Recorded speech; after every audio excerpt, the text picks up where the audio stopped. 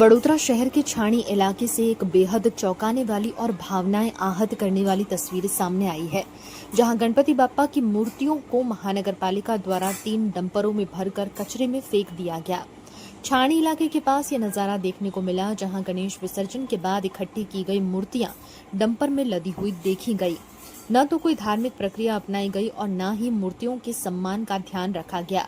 इस घटना के बाद टीम वडोदरा से जुड़े सामाजिक कार्यकर्ताओं स्वेजल व्यास और अतुल गामेची ने नगर तंत्र पर जमकर नाराजी जताई।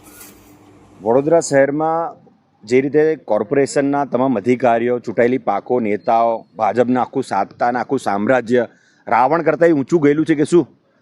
रावण पर भगवाननी पूजा करतो तो आखुं लंका पूजा करतुं हतुं भगवाननी। तमे तो भगवानने पण कचरापेटीमां नाखो छो। जे रीतनी परिस्थिति तमे करी छे, आना करता खराब हालत भगवान तमारी करशे, तमारा आखा खानदाननी करशे। जे लोकोए पण आ कृत्य कर्युं छे ए बहुत गंदी हालत भगवान एमनी करशे। आ दिलथी अमारी हाय छे, कारण के तमारे पर एक रोड रस्ता बनता नहीं, गटर बनती नहीं, कशुं थतुं नहीं।